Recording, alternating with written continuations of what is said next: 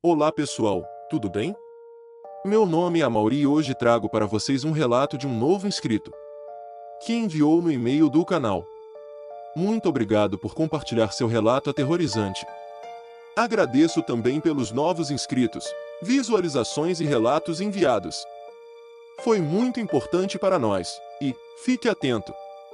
Em breve contarei os seus relatos recebidos no e-mail. Os nomes foram alterados para preservar a privacidade. Espero que vocês gostem. Toda sexta-feira às 18 horas traremos mais relatos aterrorizantes para vocês. Se puder, ajudem o canal a crescer, assim poderemos trazer mais relatos como este. Não esqueçam de curtir e compartilhar. Obrigado! Preparem-se para ouvir este relato e me conte. Vocês acreditam em mediunidade? Relato de Antônio. Olá, tudo bem? Gostaria de contar meu relato para vocês do canal. Eu nunca fui um homem supersticioso. Cresci em uma família católica, mas sempre acreditei que a religião era algo pessoal, algo para me trazer conforto, mas nunca havia pensado que coisas do além pudessem ter algum poder real sobre minha vida. Quero contar meu relato. Na época da universidade, estudava engenharia. Em um dia, aconteceu algo diferente comigo. Desde a manhã, eu comecei a me sentir estranho. Era um mal-estar sutil, algo que não dava para identificar logo de cara, mas que foi se intensificando rapidamente. Era como se algo dentro de mim estivesse lentamente sendo drenado, como se um peso invisível estivesse me puxando para baixo. No começo, eu só me sentia cansado, com dificuldade para me concentrar.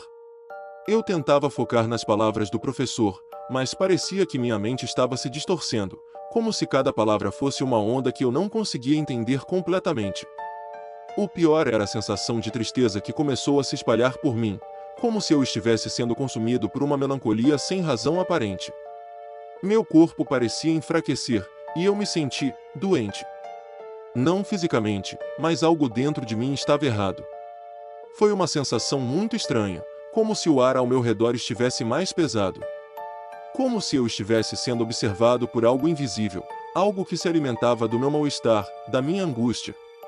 Com cada segundo que passava, o cansaço aumentava, a tristeza se aprofundava, e a sensação de desespero me envolvia.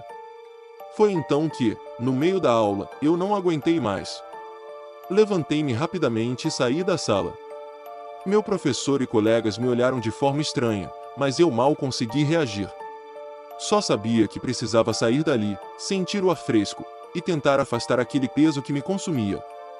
Fui para o pátio da universidade, onde me sentei sozinho em um banco. Aquele vazio ao meu redor parecia se intensificar.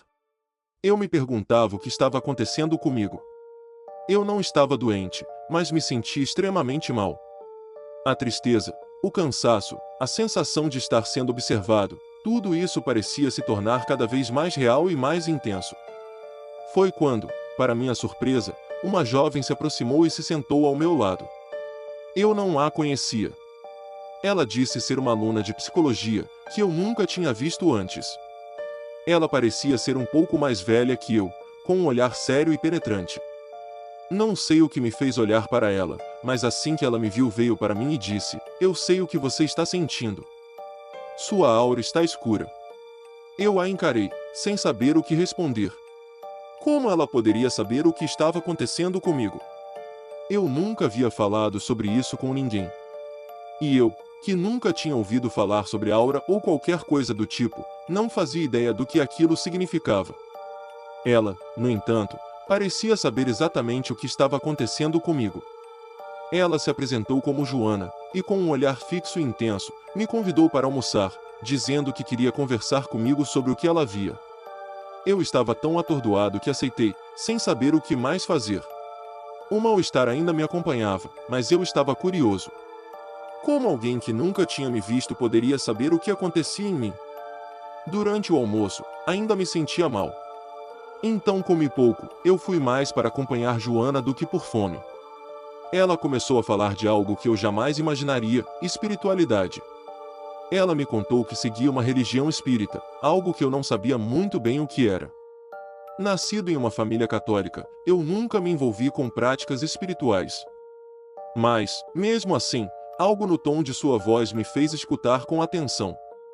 Joana explicou que minha aura estava densa, carregada, como se algo de negativo estivesse preso a mim, algo que estava drenando minha energia. Ela me falou que eu precisava de ajuda urgente, que a energia que eu carregava era pesada demais para alguém que estava tentando viver uma vida normal. E, com um olhar grave, ela me convidou para acompanhá-la até o centro espírita que ela frequentava. Lá, eu poderia ser limpo, disse ela. Naquele momento, eu senti um misto de emoções. Por um lado, algo dentro de mim queria aceitar. Eu estava tão sufocado, tão perdido naquela sensação de desespero, que qualquer possibilidade de alívio parecia ser uma bênção. Por outro lado, eu não conseguia me livrar do medo do desconhecido. Medo do que ela estava sugerindo. Eu estava sendo tomado por uma sensação de pavor inexplicável, algo que me dizia para recuar, para não me envolver com aquilo. Acabei recusando. Não sabia o que estava acontecendo, mas o medo do desconhecido falou mais alto. Joana, porém, não parecia surpresa. Ela apenas disse que rezaria por mim, que as energias do mal poderiam ser expelidas com orações. Algo em seu olhar me fez acreditar que ela realmente via algo que eu não podia ver. Algo que estava além do meu entendimento. Ela me encarou por um momento, e eu vi algo nos seus olhos. Era como se ela estivesse enfrentando alguma coisa, como se estivesse olhando para o vazio, como se estivesse expulsando algo invisível de dentro de mim. A conversa terminou por ali, mas algo em mim havia mudado. Como que por um milagre, o peso começou a desaparecer. O mal-estar, a tristeza, o cansaço, tudo isso foi se dissipando, como se a própria luz tivesse passado a iluminar o que antes era escuro. Quando voltei para casa, comecei a sentir uma sensação de alívio que não sei explicar. Agradeci a Deus e mesmo que ela não soubesse, agradeci Joana que novamente, nunca mais a vi na universidade. O que me assusta, e me fez pensar se realmente ela era uma pessoa de carne e osso como nós. Mesmo sem entender completamente o que havia acontecido, sentindo que talvez tivesse sido protegido de algo muito sombrio. Algo que me seguia, mas que, de algum modo, foi afastado. Desde aquele dia de 2010, eu vivi em paz. Não senti mais aquela escuridão, aquela energia negativa me consumindo. Os anos passaram e eu me esqueci de tudo isso. Eu tentei afastar da mente tudo o que havia acontecido e segui com a minha vida, acreditando que aquele episódio era uma coincidência, uma crise emocional. Mas, em 2024, as coisas começaram a mudar. Era uma tarde comum, eu estava com minha esposa e minha sogra, visitando uma casa para alugar. A casa era antiga, de arquitetura clássica, mas algo nela parecia estranho. Quando cruzamos a porta, eu senti imediatamente um calafrio, como se o ar tivesse se tornado mais espesso, mais denso, como se algo estivesse me observando. Eu sabia que algo estava errado, mas não conseguia identificar exatamente o que. Eu continuei explorando a casa, mas, à medida que avançava pelos cômodos, o ambiente parecia ficar mais pesado. Cheguei a um quarto no fundo da casa, e foi nesse momento que eu senti o vento gelado, cortante, percorrendo minhas pernas. Mas não havia nenhuma janela aberta. Nada. O frio parecia emanar do próprio ambiente, uma presença invisível, como se a casa fosse tomada por algo obscuro. Minha sogra, que sempre teve uma sensibilidade aguçada para essas coisas, parou na entrada do quarto e olhou para mim com um olhar perturbado. Ela murmurou que sentia algo naquele lugar. Ela sempre dizia ter essas sensações, e muitas vezes se comprovavam certas.